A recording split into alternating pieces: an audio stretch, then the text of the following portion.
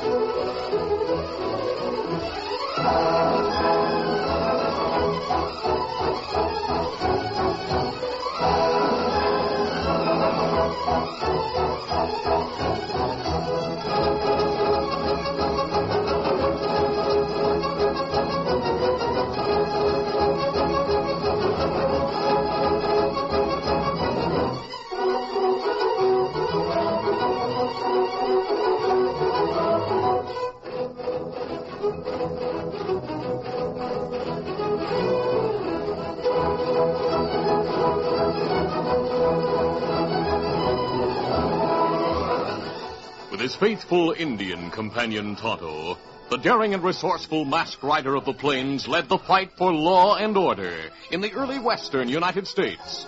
Nowhere in the pages of history can one find a greater champion of justice.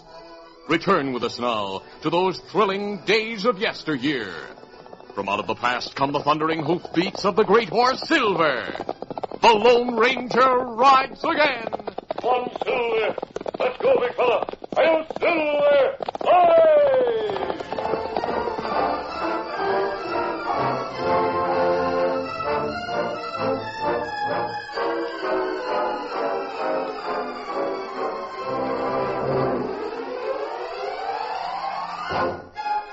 The Lone Ranger was fighting for his life. It was a fight against fever and infection, resulting from a bullet wound. He lay in the ranch house of his friend Clarabelle Hornblow. Clarabelle and Thunder Martin, her top hand, did what they could to aid Tonto in caring for the wounded man. Meanwhile, they hoped that enemies in the nearby town would not learn of his helplessness. In the town, the usual evening crowd had gathered in the Silver King Cafe. And in a small back room, 3 men sat around a table. One of the men was an Indian, but he spoke English as well as either of his companions. His name was Joe Reno. Joe, how much longer are you going to wait for Cleve? What's the matter, Baldy? You getting impatient? No, but he's late. Cleve will be here. Oh, that must be... Sit still. I'll open it. Howdy, Cleve. Come on in. Say here, Joe, what kind of deal are you trying to hand me? You'll hear all about it.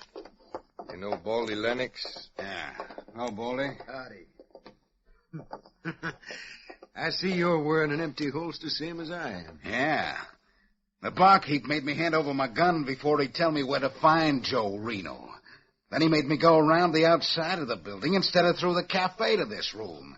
Said I should rap 3 times on the back door. I had to do the same thing, Cleve. Well, I don't like it. I feel half-dressed without a gun. That'll do. Huh? The barkeep was acting on my instructions. If you don't like what I do, clear out. If you stay here, you'll take orders from me. Joe, you're wearing a gun. I like to be the only man armed when I'm dealing with professional gunslingers. You'll get your gun after this meeting. I don't know this gent. Is he a gunslinger? Oh, he's my partner on this deal. Shake hands with Lefty Lee. Howdy. Howdy, Cleve. I've heard a lot about you. What's the deal? Does Baldy know about it? Not yet. Sit down. Now, first of all, Cleve, you ever heard of the Lone Ranger? Heard of him. That's a fool question. My best pals are in jail because of him. All right, so you've heard of the Lone Ranger. You ever heard of Lefty Lee? No? Lefty works in the Western Union Telegraph Office. What about it? You tell it, Lefty. Well, a few days ago, a woman came into the office. Her name's Clarabelle Hornblow. She owns a ranch a few miles from here. I was sitting at the instrument table when she came in and started pounding on the counter with her fist. Hey there, young feller. I've got to send an important message to Washington, D.C. Now, how about stepping lively? All right, ma'am. Just write out your message. It's all written out. Here you are. There's the name and address at the top. Yes, ma'am. Hey, this is one of the most important men in Washington. What about it? Nothing. Figure the charges and I'll pay you. Then start pounding that key. What's your name? Clarabelle Hornblow. What's yours? Well, Lefty Lee, but my name doesn't matter. I just want to know how to sign this message. Well, there's 2 initials at the bottom of the paper. You just sign it like that. The gent who gets it will know who it's from. Now count the words and figure the charges. Well, I sent that message. I knew it was important, so I made a copy of it and showed it to Joe Reno. He learned a few more facts. Yeah, the top hand at the Hornblow Ranch came into town. I questioned him without arousing any suspicion. And I learned all I needed to know. What's that? That message was sent by the Lone Ranger. What? He has some important government papers in his possession. He was supposed to deliver them to someone. I don't know who. He sent word to Washington that he couldn't deliver the papers because he's badly wounded. The Lone Ranger wounded? Yeah, and he's at the Hornblow Ranch house. I'd like to get my hands on him. How many cowpokes does that woman have? Just one, the top hand. His name is Martin. The only other man around the place is the Lone Ranger's Indian pal. And the 4 of us could handle the situation. We could get the Lone Ranger. We'll take him alive. And we'll also take those secret government papers. What good are they? Listen, if they're as important as I think, the government will play plenty to get them back. With those papers and the life of the Lone Ranger in our hands, we'll be able to drive a hard bargain. How much cash in it for each of us? Plenty. But there'll be more than cash. What? You and Baldy are wanted for mail robbery, Cleve. Oh, so you know about that. Yeah, I saw the handbills. That's why I didn't want you to walk through the cafe. I was afraid someone might recognize you. Oh. Well, I'll demand that the government drop the charges against you and Baldy. Hey, this sounds better all the time. Yeah, it sounds good to me. Did the government send a reply to the message? No, not yet. Lefty'll know it if there is a What's the matter, Joe? Hey, I heard a creaking floorboard in the hallway just beyond that door. Someone snooping. You keep talking. I'll catch him by surprise. Joe's right. I don't know of any message that comes into the... Oh, gee, what barkeep? Snooping, huh? Joe, wait, listen. Now, let me go. You yell and I'll blow your head off. Now, come in here. Close the door, Lefty. Right. Anyone see you grab the barkeep? No, the hall can't be seen from this cafe. Now then, barkeep, what's the idea of snooping like that, huh? How much did you hear? Well, Give me the truth. All right, Joe, I'll give it to you straight. I've been barkeep a long time, and I've learned about a lot of deals. I've always kept my mouth shut about things that didn't concern me. But this time it's different. I heard what you're planning. I thought so. You can't go through with your plans. Who said so? I do. Robbing a stagecoach is one thing, but when you plot against the government and the Lone Ranger, that's going too far. And who's to stop me? Every man in town will rear up to stop you. How'll they know about it? I suppose you plan to spread the word. Yeah. Well, thanks for telling us. Why not? You wouldn't believe me if I promised not to tell. If I had my gun, I'd make dead sure you never talked. Yeah, so would I. We'll take care of him, but not here. Lefty, lock the hall door so we won't be disturbed. Right. Cleve, you gag him. Yeah. Baldy will tie his hands. Joe, don't be a fool. Let me go. Come here. The window. Leaping through the window, the barkeep smashed the glass and sash. Out of my way, I'll get him. Joe Reno had the only gun. He was not a good marksman. The barkeep zigzagged as he ran to make a more difficult target. He's still running, heading for a horse. I hit him. But he's still going. While Reno aimed through the broken window, Cleve snatched open the outer door. You missed again. Get up now. You can't hit the broadside of a barn. Give me that gun. All right, you get him. Come confounded gun is empty. You let him get away. Well, I hit him once. But you didn't stop him. Everyone in the cafe heard that shooting. They're all in the hallway. What's going on? What's the gunplay? Open the door or we'll smash it down. He'll bust the door down. Well, we got to clear out. Come on. Come on. Joe Reno led the way from the back door toward a number of horses that had been left in the moonlit space behind the cafe. Grab your horses and clear out of town. The barkeep took my horse. I don't have a horse. Take any horse. All right, come on, get They see us. Get up there. Come on. Get up.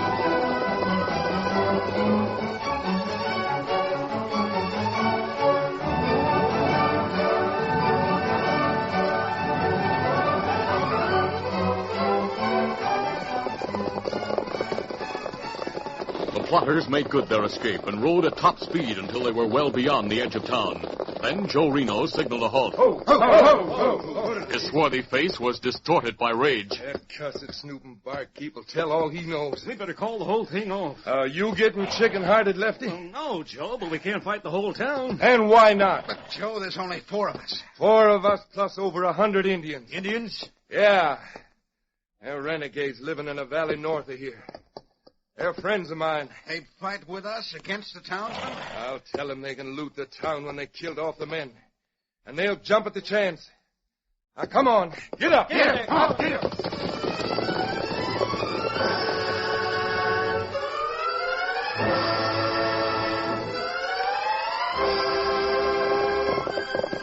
The wounded bartender had raced to the ranch of Clarabelle Hornblow. In front of the house, he drew rein, Oh, there. Stay away. dismounted, and rapped on the door. Clarabelle, open the door. Sakes alive, stop that noise. Clarabelle, Same footy. Well, what in tarnation? let me in. I gotta warn you. The Lone Ranger's in danger. Lone Ranger. I know he's here, Clarabelle, wounded. Sam, you've been hurt. Your left It's arm only is a scratch, nothing at all. Joe Reno winged me while I was getting away from the cafe. He was there with a couple of gunslingers. Lefty Lee, the telegraph man. Lefty Lee. Yeah. He spilled what he knew about that telegram you sent to Washington. Why, that flap-tongued, wing-ding sidewinder. I overheard him talking. They planned to come here and capture the Lone Ranger and the secret papers. Over my dead body. That's right. Well, Tonto, how's the Lone Ranger? Him sleep now. So you're Tonto. Did you hear what he said? Me here. Well, if you got a spare gun, I'll stay and help you in Thunder Mountain. Thunder's gone to town, but he should be back soon. You say Joe Reno come here. Him know you learn plan? Yeah, he knows it. That's why he tried to cut me down. Him know we warned him change plans. Maybe bring more men. No one in town will help him on a deal like this. Joe Reno bad Indian. Him know plenty other bandit in. Maybe bring them. Then we're going to need a lot of help. And I'll get help. By Jupiter, I'll spread the word that the Lone Ranger's in danger, and every man in town will be here.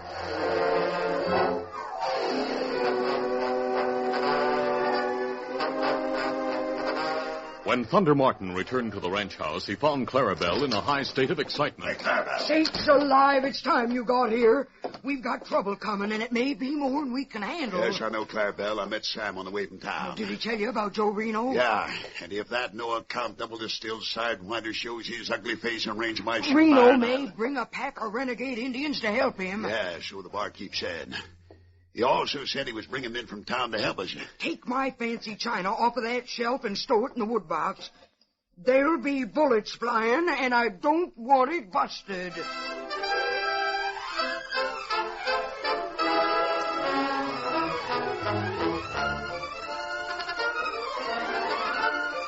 The curtain falls on the first act of our Lone Ranger adventure.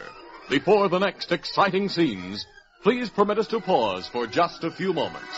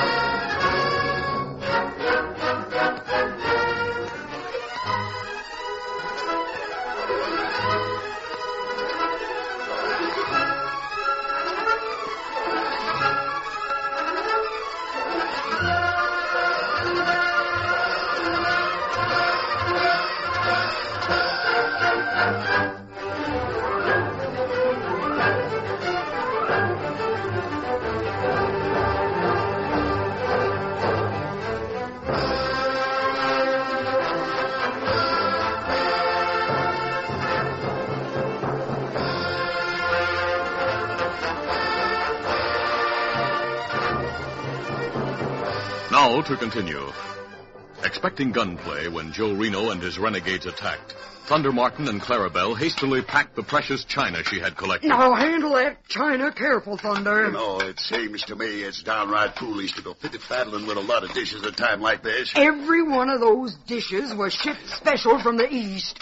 Now, I don't aim to have any of them smashed when those polecats start shooting. Say, Clarabelle, why does Reno want to capture the Lone Ranger? He aims to collect ransom.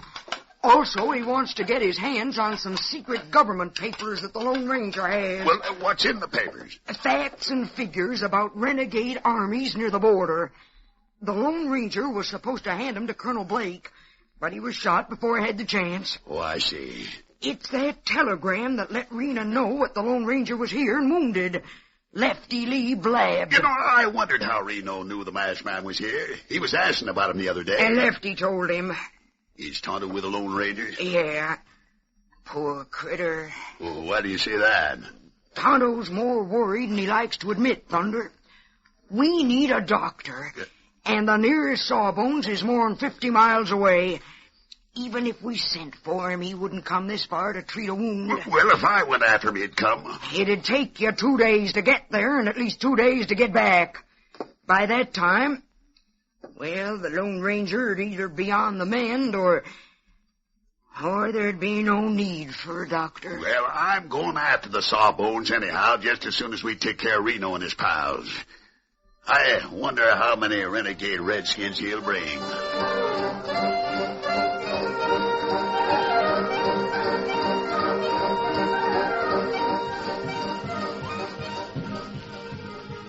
Over 100 renegade Indians were camped in a valley some distance from the Hornblow Ranch. They were grouped around the council fire, watching curiously while their leader talked to Joe Reno. Apart from the group, Lefty Lee stood with the 2 gunmen and watched. In the light of that campfire, they're sure an evil-looking bunch. Those critters are evil-looking in any kind of light. What a darn sight rather have them fighting with me than against me. Looks like Joe is going to get what he wants. That leader's nodding his head. With that man, many men, we'll have no trouble getting the Lone Ranger, even if the whole town is trying to defend him. Hey, Joe's finished talking. He's coming back. Hey, what's that Indian saying? I don't know that lingo.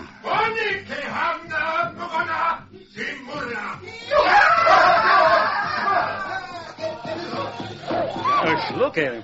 Well, Tense, it's all arranged. Those Indians will follow us to attack the Hornblow house. How'd you work it, Joe? Just as I said I would. I told them they could meet and massacre the townsmen at the Hornblow Range. Then there'd be no one to stop them when they raided the town. Did you tell them we needed guns? Yeah, and that'll be taken care of.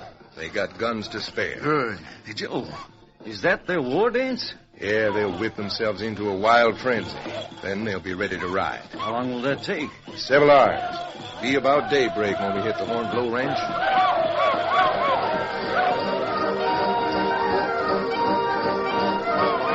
As the night advanced, the war dance continued with increasing fervor.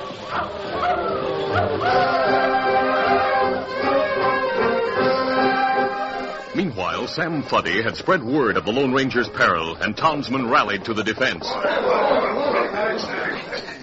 right, go into the ranch house. Cactus will take care of your horses. They came to the ranch house in small groups, and Tonto met each group to explain the situation as he understood it. Maybe plenty trouble. Maybe crooks come here with bad Indians. Bad Indians, huh? Joe Reno is the Indian. Yeah, I know that, Thunder. Tonto figures he'll bring a pack of renegades to help him. That being the case, we're not going to have more men we need. How many men are here now, Thunder? Well, sir, I figure there are about 50, Clarabelle. That's counting the ones that took up firing positions in the barn. Any more men come from town? Ain't likely, Tonto. We got just about all the able-bodied men in town. I wonder when the attack will come. Tonto, how do you figure that? Well, if Indians fight, maybe it come just before dawn. That when them attack. Well, we'll be ready for 'em. I hope you hombres brought plenty of cartridges. Storekeeper bring 2 cases. See, there's hot coffee on the stove. Any of you men want some, just help yourselves. Tonto, have you looked in on the Lone Ranger during the past half hour? Him awake. Him know what go on. It must make him feel mighty proud to know how everyone has rallied to his defense. Crooks want only him, and him want a surprise. So Indians go away, I'd buy a jugful. No, siree. Now, him say, maybe that save plenty life. You tell him that every man here will be glad to lay down his life to protect the Lone Ranger. That's right, There Sam. ain't nothing of protecting the government papers.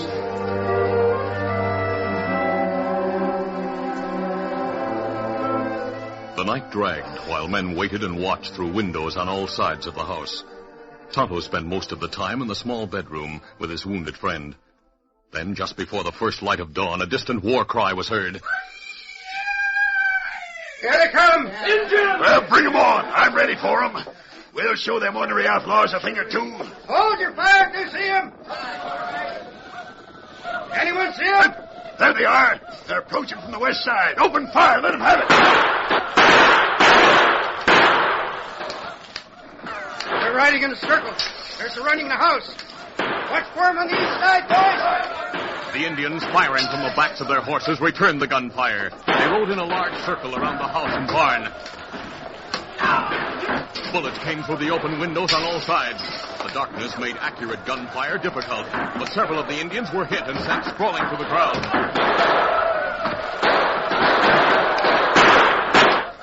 Clarabelle was on the firing line, handling her rifle as well as any of the men. Then Thunder Martin cried out. I'm winged. Thunder, you hit bad? Only a brush. Oh.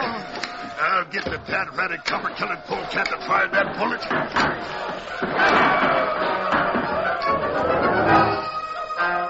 In the bedroom, the Lone Ranger lay awake and watching Tonto, who maintained a steady gunfire through a window near the bed.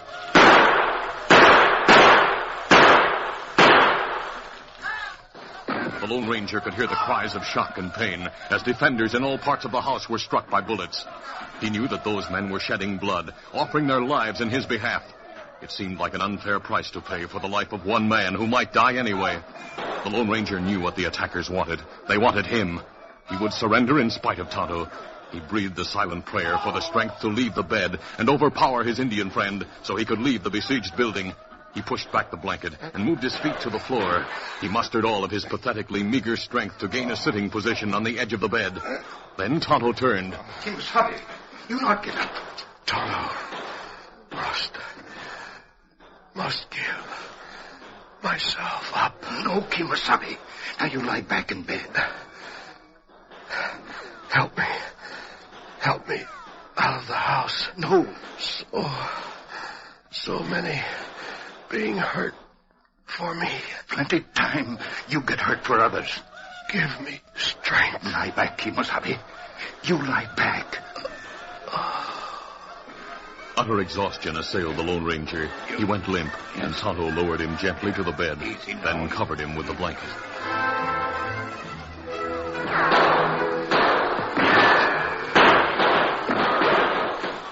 The house was filled with powder smoke. A number of men lay on the floor with wounds that had taken them out of the fight. The Indians had changed their tactics. They had dismounted and taken refuge behind rocks and trees, anything that afforded scant protection. They maintained a heavy gunfire on all sides. How you doing, Thunder? All right, Clarabelle. Those critters are moving close all the time. Yep, I noticed that. They're sneaking in to get near enough to rush the house. Let him come.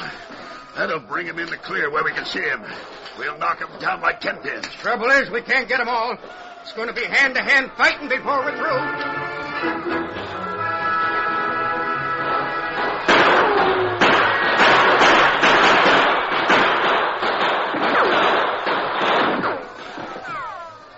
Dawn lightened the sky and casualties mounted. At least half of the men in the house had been struck by at least one bullet. A few continued to fight despite the wounds. The Indians crept nearer and nearer, using every available cover for protection. Say, great guns! You know, the critter I just hit was within 10 feet of the house. I just happened to see him stick his head out from behind the water trough. They're getting mighty close. They'll rush us any minute. Say, what's that? What's what? Thought I heard a bugle. I heard it. But who in tarnation is blowing a bugle? Look! Look out this side of the house! Soldiers! See 'em coming over the hill!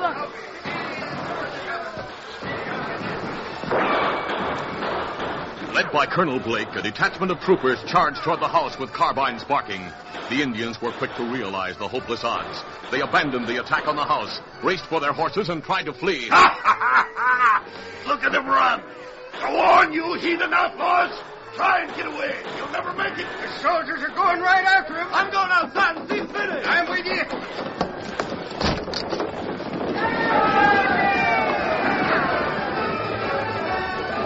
The troopers, with the captain in command, raced after the fleeing savages. Colonel Blake swung his horse out of the ranks and approached the house. Clarabelle and Tonto came out to meet him. Oh, there. Doggone, Colonel, you came just in time. Glad we were not too late. My name is Blake. You Colonel Blake? That's right. On me, Tonto. And I'm Clarabelle Hornblow. That critter coming this way is Thunder Martin. Howdy, Colonel. How do you do? I hope your men will keep after those redskins and the white crooks with them. They'll all be taken into custody. Good. We'll take care of the wounded now. Come on. You man we try find. We? You mean yourself and the Lone Ranger? How you know? I received a dispatch from Washington. I was told the Lone Ranger was here and wounded. I was instructed to come for him. We heard the heavy gunfire and knew there was a battle, so we came in shooting. The Lone Ranger has some papers. I know about those.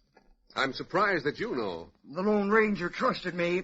See, I'm the one who sent the telegram to Washington. Oh, I see. Say, what's that wagon coming this way? One of our most capable Army surgeons is in that wagon, with the best of equipment and medical supplies. Oh, that plenty good. If I may go into the house, I'd like to get the reports the Lone Ranger has for me. Me go with you. Miss Hornblow, when the doctor arrives, will you send him in? I sure will. Colonel, you come like answer to prayer. I'm glad we made it, Tonto. Yep. Tonto has been mighty worried. You have, eh? Well, don't worry any longer, Tonto. The good Lord willing, we'll save your friend. Our country needs the Lone Ranger.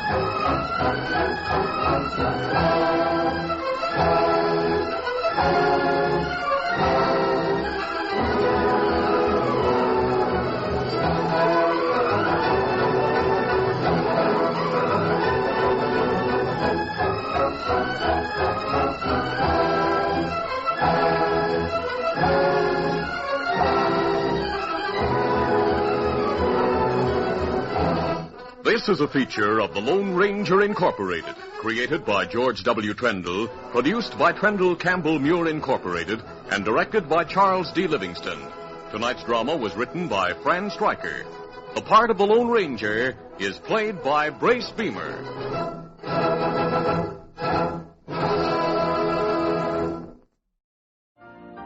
You've been listening to the OTR Gold Network. Find more classic radio at otrgold.com.